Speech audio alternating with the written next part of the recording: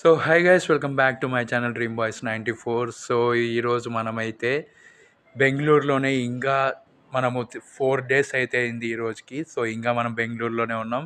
So చాలా అంటే చాలా ప్లేసెస్ తిరిగాను, కానీ నేనైతే ఏవి వీడియో అయితే తీయలేదు.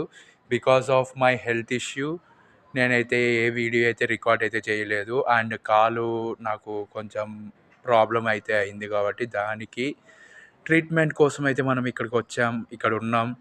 అండ్ అది చేపించుకుంటూ అండ్ అలాగే బయట కొంచెం రిలాక్స్ అవుతూ నేనైతే ఇక్కడైతే ఇంకా వెయిట్ చేస్తూ ఇంకా ఇక్కడే ఉన్నాను. సో వీడియోస్ అయితే కొంచెం లేట్గా అయితే వస్తాయి. సో మీరందరూ సపోర్ట్ చేస్తారని నేను కోరుకుంటున్నాను. సో ఖచ్చితంగా నేను వన్స్ అనంతపూర్ వెళ్ళిన తర్వాత నేనైతే వీడియోస్ రెగ్యులర్గా పెడతాను. అండ్ మళ్ళీ నేనైతే మామూలు స్టైల్లోకి అయితే వచ్చేస్తాను. సో ఇక్కడికి వచ్చిన తర్వాత మనం డాక్టర్ దగ్గర చాలా నీట్గా ఉండాలి, కాబట్టి మనమైతే క్లీన్ షేవ్ అయితే చేయించుకున్నాం. సో తర్వాత మనం ఎలాగో పెంచేస్తాం అనుకోండి, అది వేరే విషయం. సో ఇప్పుడున్న ఈ కాలంలో మనమైతే ఖచ్చితంగా మ్యా మనీ మేనేజ్మెంట్ అనేది కంపల్సరీగా మనీ మేనేజ్మెంట్ అనేది మనం నేర్చుకొని తీరాలి. ప్రతి ఒక్కరు, మనం ఒకటే కాదు, ఎవరైనా సరే ప్రతి ఒక్కరు మనీ మేనేజ్మెంట్ అనేది ఇప్పుడున్న ఈ కాలంలో చాలా ఇంపార్టెంట్. ముఖ్యంగా బెంగుళూరు, హైదరాబాద్, వైజాగ్ ఇలా పెద్ద పెద్ద సిటీస్‌లో ఉంటారు కదా! వాళ్ళు మాత్రం కన్ఫామ్‌గా తెలుసుకోవాల్సిన విషయం ఇది. సో మనీ మేనేజ్మెంట్ అంటే ఏంటంటే మనం ఎక్కువగా వృధా ఖర్చులైతే చేయకూడదు.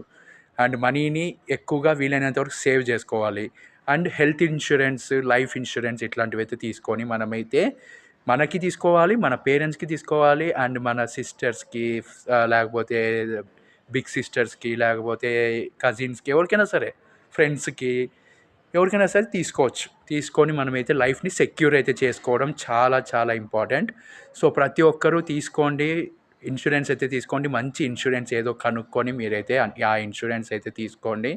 మీ తర్వాత మీ ఫ్యామిలీ కూడా బాగుండేటట్టు మీరు ఆలోచించండి. ఆలోచించిన తర్వాత మీరైతే అది ఇన్సూరెన్స్ తీసుకొని మీ ఫ్యామిలీని బాగా చూసుకోండి.